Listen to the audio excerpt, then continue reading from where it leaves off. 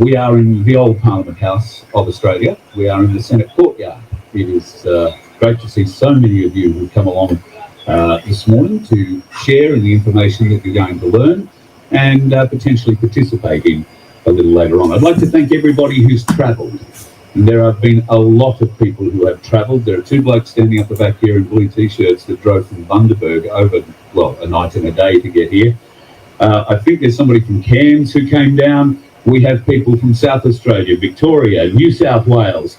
This is an Australia-wide movement. So thank you to those of you who have taken the time and the expense to bring yourself here and be part of what will be a very historic day. It is also a global event. We are live streaming through all the VOF channels, and we are live streaming on ibroadcast.au to an international audience, and I can tell you there are some very interested viewers internationally on what's happening today. So why are we here? Well, the corruption whistleblower, as you are mostly aware, and if you haven't already done so, there are copies of the latest edition of the corruption whistleblower up near the front door. They're $5. Please grab one of those. The corruption whistleblower essentially is providing 4 briefs of supplementary evidence to what you will hear today. The first 3 editions of that are already out and available. The 4th will be coming in the not too distant future. Now, one of the driving forces behind the corruption whistleblower newspaper and the online presence is a woman who is just a powerhouse in this movement. She's a 30-year veteran nurse. She's worked in general nursing and mental health, and what she doesn't know about the system isn't worth knowing. I would like you to put your hands together and make very welcome from the corruption whistleblower, Donna. Thank you. Thank you very much. And yes, thank you very much for coming, beautiful fellow Aussies who are here in the old Parliament House. Truth seekers and freedom fighters. We are the true defenders of the faith. And we gather here today at the Commonwealth Parliament House, our Parliament House, the Land and Soil Jurisdiction Parliament House. And we are here to make history today, and we are in the process of making history for this grand jury indictment process that you will be walked through today. So that very much the Australian government and officialdom, they stand accused of treason, major fraud, insurrection, child abduction and child trafficking, genocide and democide, perverting the course of justice, gaining financial advantage by deception, referendum fraud, taking false oaths, crimes against humanity and malfeasance of office. The evidence has been compiled and it's clear, but the decision is up to you, the people, to make the decision. So we are sending a message to the dictators calling themselves the Australian government that we do not consent to a concealed dictatorship, to this unlawful rule of tyranny. The People's Grand Jury Indictment is a powerful, lawful response. And today we take a stand. So please relax and grasp what we are talking about. We've given you the participation forms and they are available online. Welcome everyone online. We thank you for joining us. Thank you for joining us all over Australia. And I hear from Texas and Virginia. Welcome to our American guests online. We welcome you. And we thank you and we acknowledge that the USA is going ahead with great strides. Yes, we are very grateful for that. Now, some may ask, what is a grand jury? By definition, a grand jury is a body of men and women, typically just 23, brought together to examine the validity of the accusation before a trial. Outstandingly today, this grand jury can involve hundreds of you, thousands of you, online and everything. So you're all involved. So how many times we get a group of 23 will be how many grand jury indictments we will be able to create today, and therefore then send off to the International Criminal Court and other international jurisdictions. So all of you, you are the warriors. You are the warriors of this nation. You have come to take part in this And the warriors online, we welcome you. So your distance might have been a little bit too far to come, but we see you, we hear you, and we thank you. And please download the forms online and fill them out. So we are here for this historic grand jury indictment event, and we are all here to participate, to fight for truth and justice for our nation. The idea is, imagine 23,000 grand jurors equals 100 grand juries. So that's 100 official indictments on the Australian government and their officialdom. So we want to stop the belligerent occupation. We stand united today against the unlawful occupation of our public institutions as well. And we say again, no consent and no contract. The Australian government is not the people's government. The Commonwealth of Australia and the Australian government, the Australian government is a foreign government of political subdivision, meaning it's a private business, and that's going to get unpacked today. It's a foreign-controlled entity that is parasitically running our nation. They have seized control over our land, our people, and our resources. And this institution, with all these different institutions they've got control over without our consent, and a lot of the times without our knowledge. So we do demand full accountability and full disclosure, and the return of lawful governance according to our constitution, common law, and the will of the people. So help us, God. So today you are taking part in Australian history. You are the history makers. And we cannot allow and continue to allow the deception and the crimes against humanity that are going on. Look at the democide that has just happened from the injection, the excess deaths. We'll be covering all that today. And it's also covered in the corruption whistleblower number 2. So this is not just a speech or a gathering or a get-together or even a protest. This is the next level up. This is the lawful restoration of justice for the people, a lawful rebellion for the people and from the people. So the people's prosecution is now, we will be presenting evidence. But firstly, I would like to declare the People's Court now in session and open. So welcome everyone. Thank you. Yes. I will now read the administration of oath. So we are on now to the participation form. We'll start on the participation form, the grand jury indictment, file number GJI. And that's just the date after it, 08/02/2025. For who? For the Australian Government, Parliament, Judiciary and public officials for treason, fraud, democide and other crimes against humanity. So this is the lawful swearing in of you, the grand jurors. I will read through it. Administration of oaths. Members of the grand jury, you have volunteered to be grand jurors in accordance with the Commonwealth of Australia Constitution Act, common law and from the land and soil jurisdiction. These responsibilities placed upon you are solemn and significant. You are entrusted with the duty to fairly and impartially review evidence and determine whether probable cause exists to issue a formal indictment to the alleged defendants named in this form. There's 266 of them, and that's just for starters. And safeguard the principles of justice in this nation through the free and good faith participation with the grand jury indictment for the restoration of justice in a peaceful and safe manner. So this is your oath. This is the grand jury oath that you will be signing under. I do solemnly affirm that I will diligently and impartially inquire into all matters that come before this grand jury according to the best of my knowledge and ability. I will uphold the principles of justice as all are equal before the law, ensuring that no individual is wrongly accused and that all evidence is fairly considered. I am of sound mind and reason and participate from free will in good faith, to render my decisions based upon lawful due process regarding the evidence presented, and with my best judgment, free from bias, free from bias, fear or favour. I will neither indict any person through malice nor fail to indict through undue influence or fear.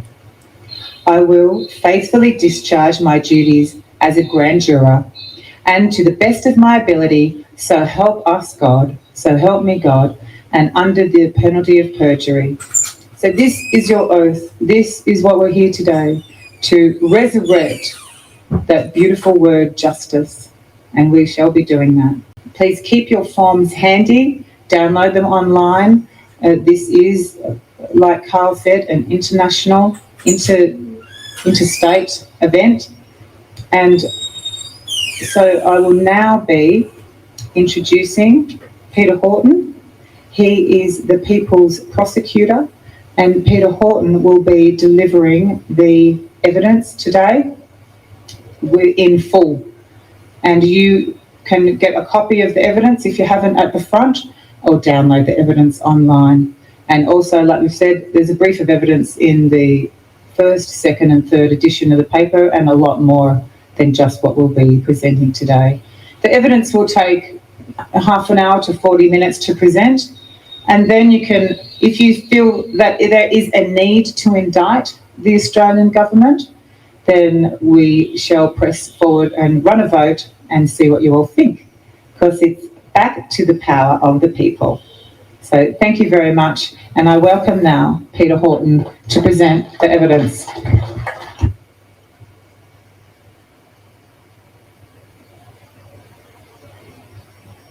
Thank you everybody for coming.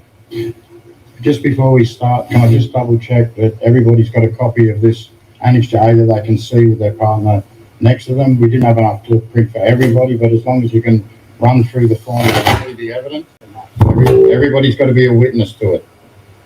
Is there anybody here that hasn't got access to it? Yeah. Okay, we'll start running through the evidence now. So if we go to page 1, that's obviously the front cover that is demonstrating what this brief of evidence is. We'll go to the second page, which is the exhibit page, so you can later refer back to these pages when you're deliberating your decision. And we can go to the third page, which is a summary, which you can all read yourselves. Basically, it's an introduction, a basis for jurisdiction, the false oaths and violation of public trust, sedition and treason against the people, democide crimes against humanity, and conclusion and call to action.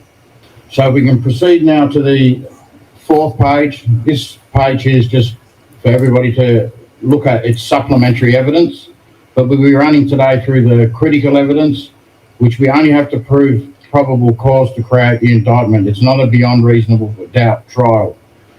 So that's for everybody to either get a copy of that paper and look at the evidence in detail, ready for the trial if we all choose to indict today. So we'll travel now to page 5, and this is a primary law of this country, which is section 128 of the Constitution. And you can see where it's ringed in red there, and the words to that say, "This Constitution shall not be altered except in the following manner. The proposed law for the alteration thereof must be passed by an absolute majority of each House of the Parliament, and not less than 2 nor more than 6 months after the passage through both houses. The proposed law shall be submitted in each state to the electors qualified to vote for the election of members of the House of Representatives." That's the key law for the Constitution.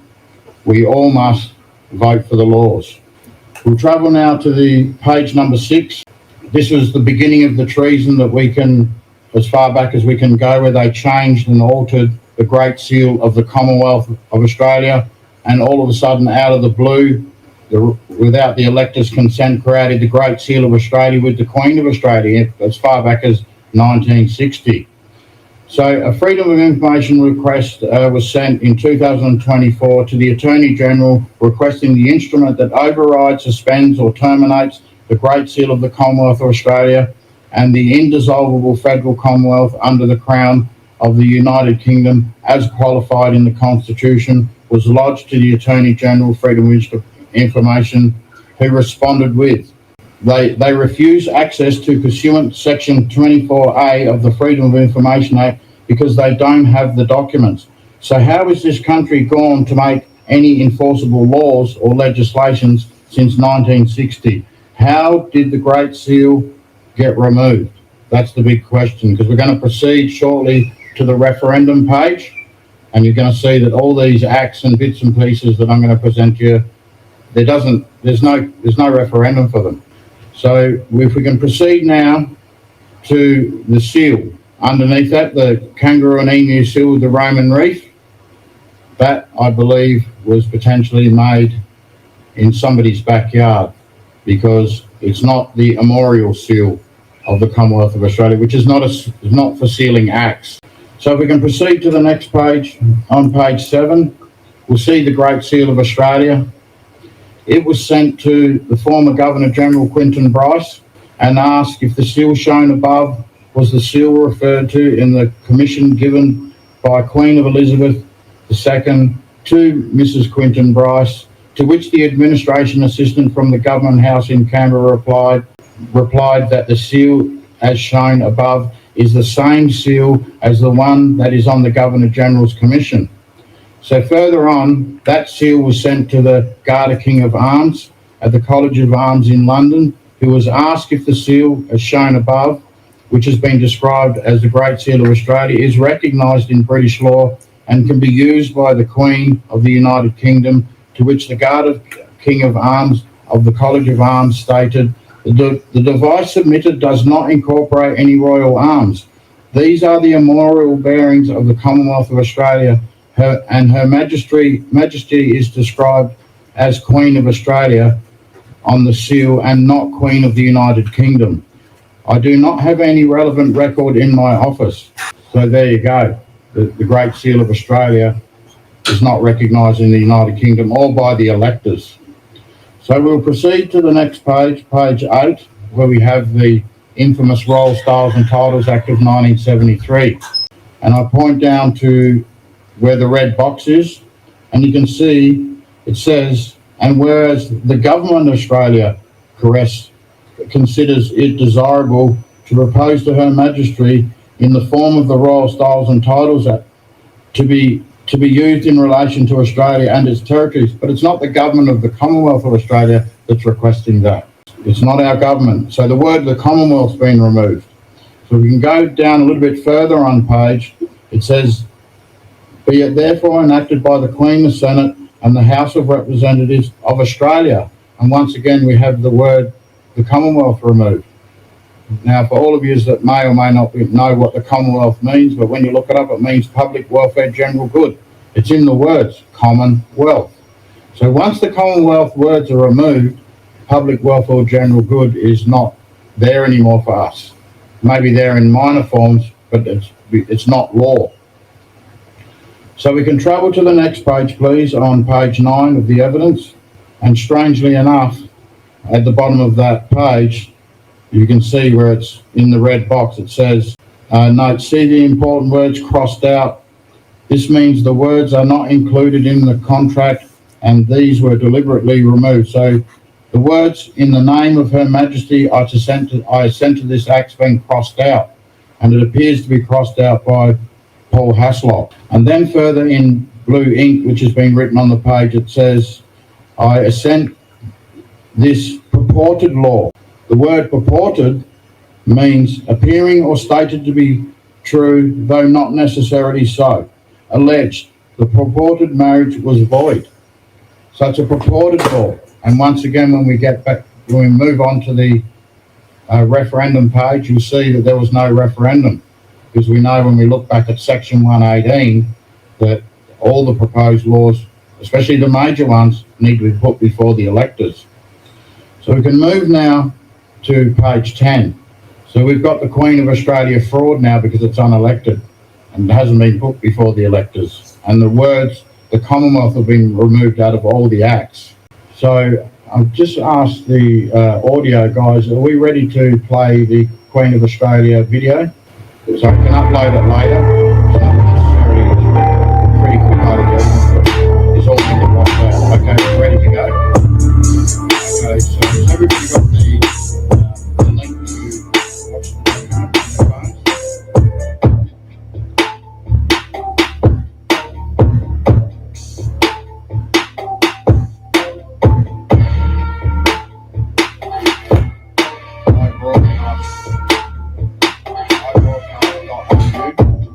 I'll let you upload that while I'm running through the evidence.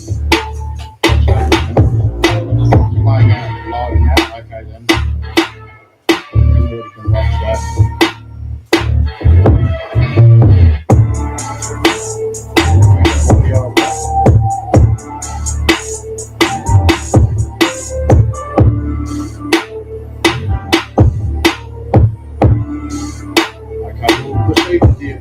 Mr. Albanese, I invite you to take and subscribe to the affirmation of office of the Prime Minister of Australia.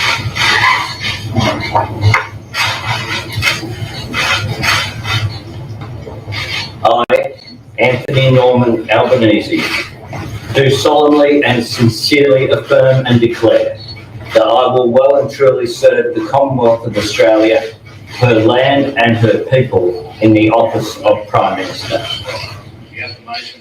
I, Scott John Morrison, do swear that I will well and truly serve the people of Australia in the office of Prime Minister, and that I will be faithful and bear true allegiance to Her Majesty Queen Elizabeth II, Queen of Australia, so help me God.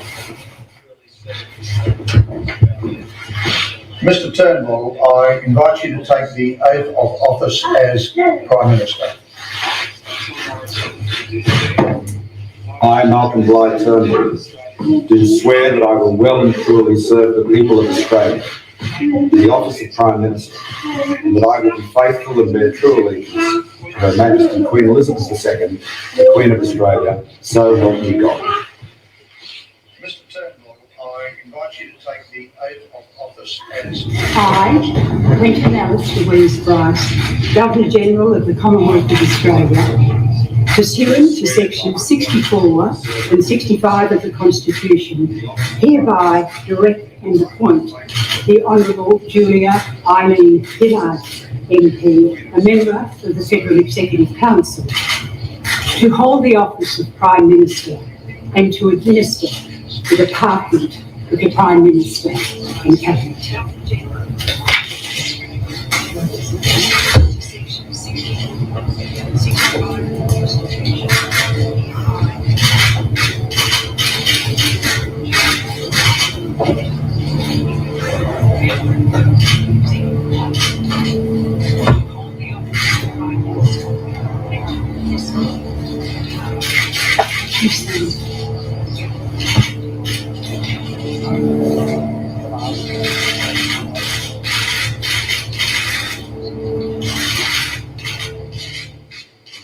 I, Kevin Michael Rudd, do swear that I will well and truly serve the Commonwealth of Australia, her land and her people in the office of Prime Minister, so help me God. Could you sign the document there?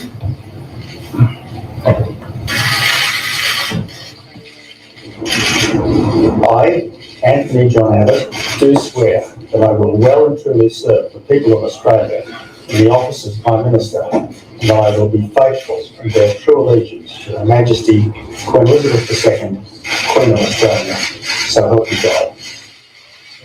I, John Winston Howard, do swear that I will well and truly serve the people of Australia in the office of Prime Minister, and that I will be faithful and bear true allegiance to Her Majesty Queen Elizabeth II, so help me God.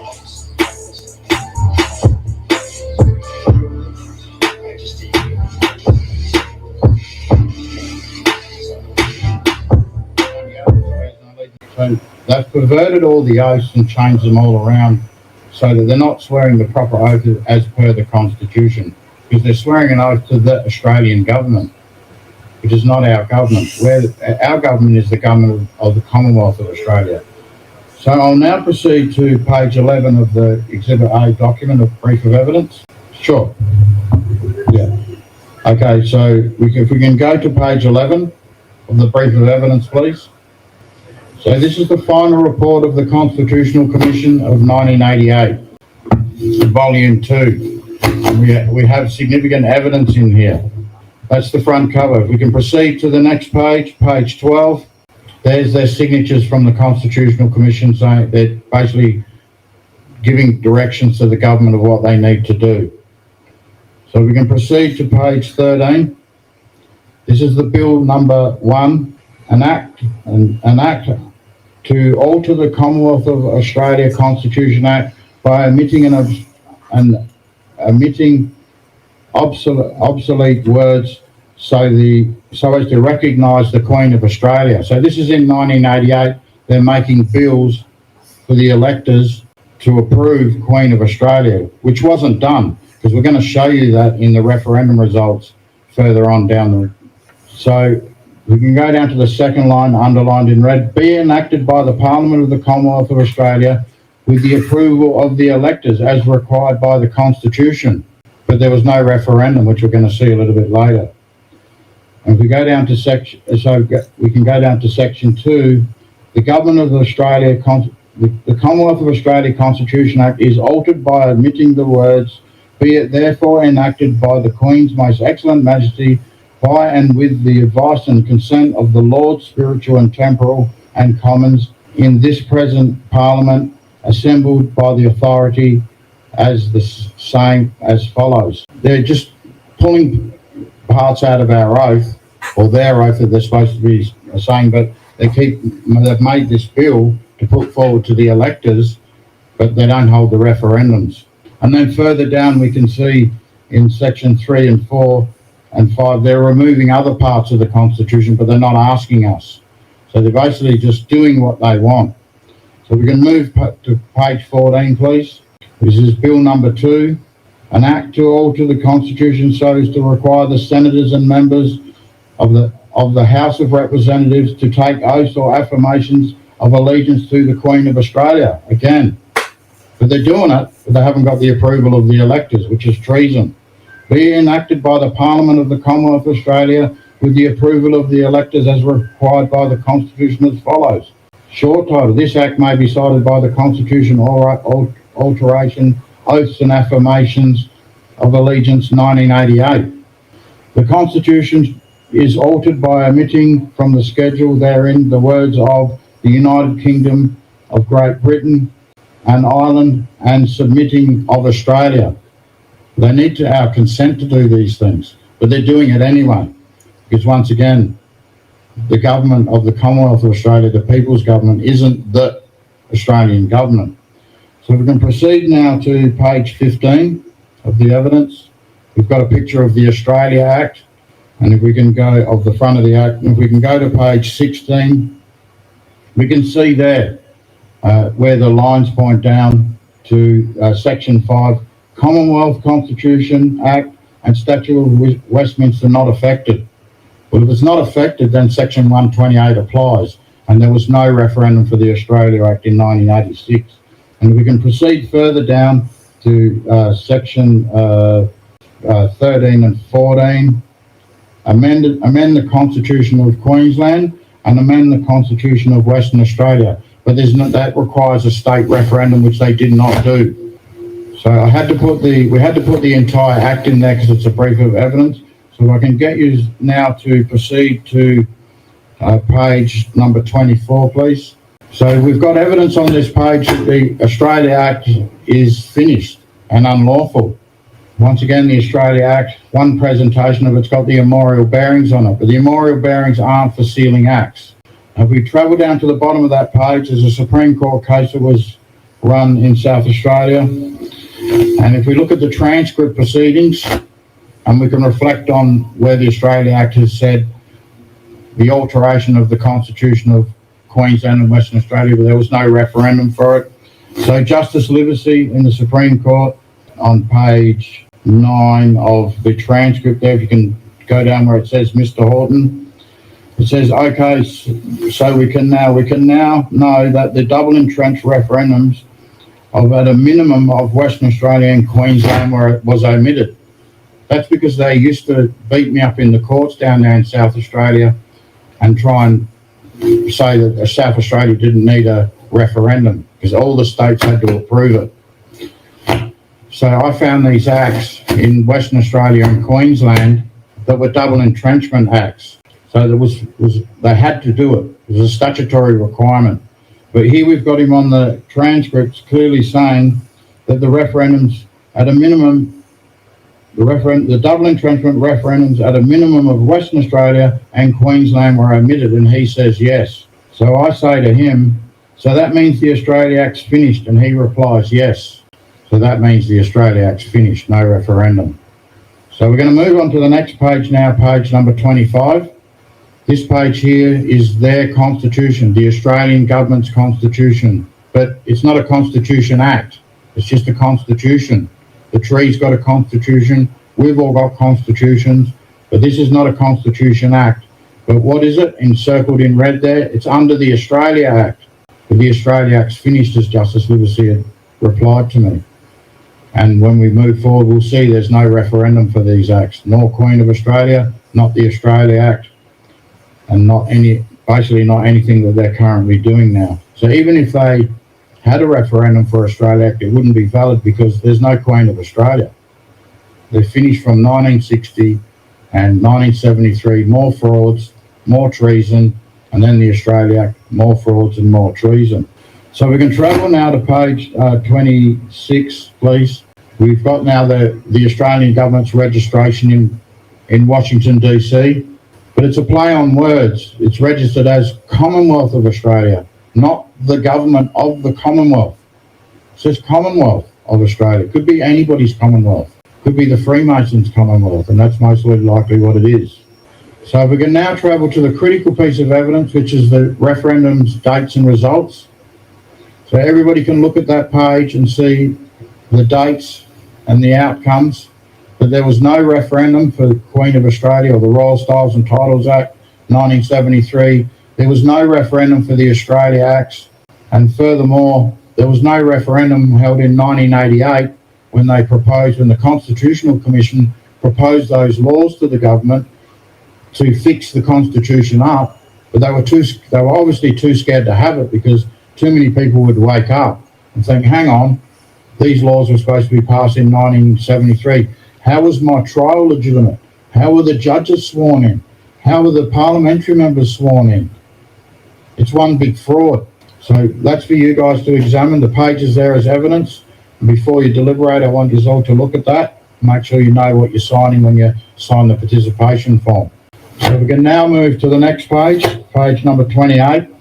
These are the extracts from the Crimes Act, 1914 to 1960, because if you remember, we showed that they'd changed the seal from the Great Seal of the Commonwealth of Australia to the Great Seal of Australia in 1960, so that the 1914 current Crimes Act with the kangaroo and emu on it has a fraudulent seal on it and has slowly but surely eliminated the penalty for treason.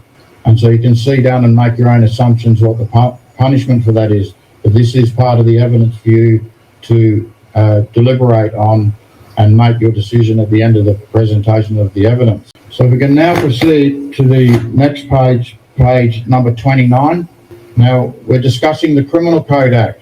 So we've proven now in this document that kangaroo and emu on that Criminal Code Act 1995 is a fraud. But what's even worse that's in there, if we look at section 268121 and section 268122, they are an abomination of lawful rights for the people and has been another contributor to the current genocide, democide we find ourselves in, i.e. the COVID vax, the Indigenous, and so on.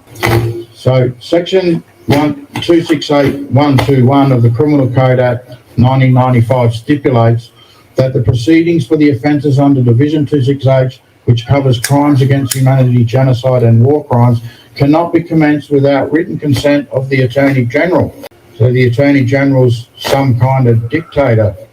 Essentially meaning the Attorney General must give permission before prosecution can begin for these serious international crimes. All the other countries that are party to the Rome Statute can all file them in there, but for some reason or other in this country, we need the permission of somebody's called, deciding that they're God of this country, and I can assure you they're not.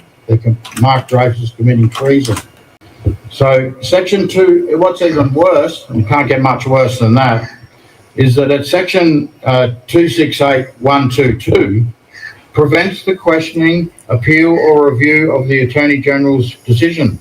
The Criminal Code Amendment Genocide Crimes Act, Crimes Against Humanity and War Crimes Bill 2024 proposes to repeal Section 268122.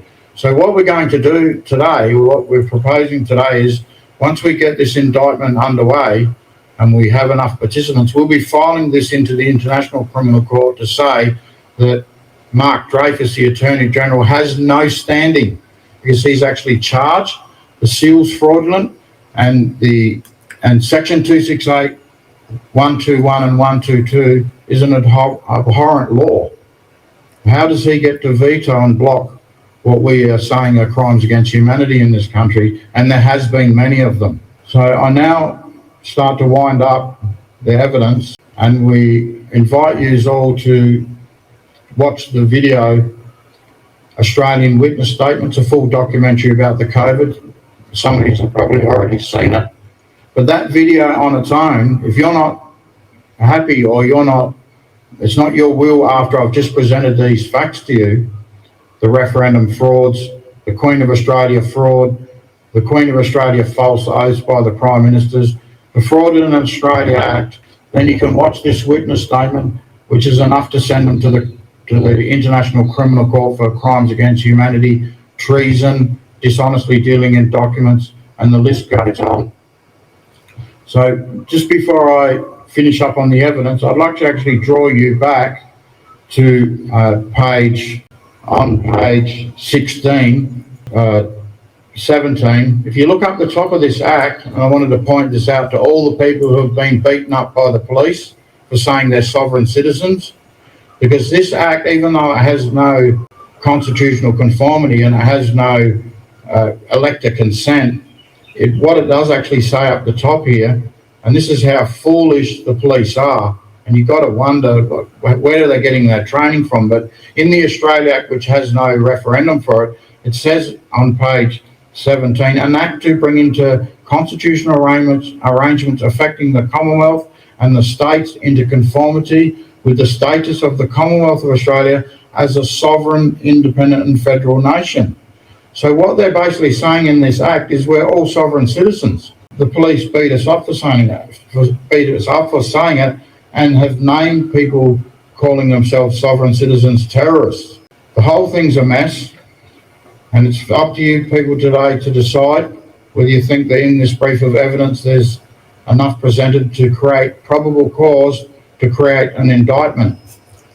Now, what the process is after we create the indictment and we collect up all these forms, and we're going to have a vote in a minute, a show of hands, but you will still need to sign all the forms and leave them in the collection with the collection people up the front there. The process is we'll be collecting all these together, writing them all their indictments, serving every single one of them personally, and then once that's done, we'll announce a date for a public trial under the People's Court seal. Because the reason that seal was created, because it's the people's seal, because their seals are all fraudulent. They're corporations in our courts. There's no justice period in these courts, as we all know. And as I think most Australians know, the only ones that don't know it are the ones that haven't been in the court system.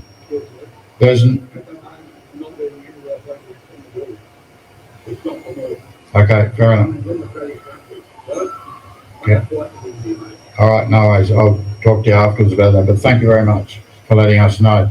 So today it's up to you to decide whether to indict or not indict by signing the forms. So once they've all been served, we'll call a date and we'll notify them that they have to turn up. And we'd really like to see a mass gathering down here, really big. We want everybody to be electors down here so that we know we can't vote for the Australian government, because when we do, they're committing treason. Thank you. Yes, thank you. So stay here with me. Thank you, Peter. Amazing evidence. Yeah, thank you very much. So we do the corruption whistleblower newspaper, and we have put a lot of effort and brief of evidence in there. But right now we're going to actually run a vote. We're going to run the grand jury indictment vote. So what I would like to call your attention, your remembrance to the evidence, and I'd like you to raise your hand if you agree that the Australian government and the officialdom need to be indicted for the crimes that are outlined on the participation form. A 75% raise of hands will have a pass, and can we get some footage of that? Yeah, beautiful, we got footage of that. I would say it would be unanimous vote of creating an indictment to put on trial the Australian government and the officialdom as outlined on our participation form, file number GJI 0802205. Thank you very much. The indictment has been created. History has been made. History is in the making. This is a message to the Australian government. The Australian people, the people of Terra Australis, are awake, know what you're doing. We know what you're doing, and you are now being indicted, and you will hear from us, and you will receive your summons and serve these documents. Thank you, everyone, for that. Beautiful. I just want to ask, is there anyone against the indictment? Anyone say no? Oh, nobody. Nobody. Nobody. Shock horror. Nobody. Anyhow, we thank you very much for that. And I'll hand the mic back over to the wonderful Carl from the Voice of Freedom. Thank you, everyone, very much. You did great. You did great. Thank you, everybody. I got to tell you, folks, I've got goosebumps listening to that cheer as it went up after that vote. So thank you very much for your participation in that. And, well, we've got a lot more coming. So stay tuned.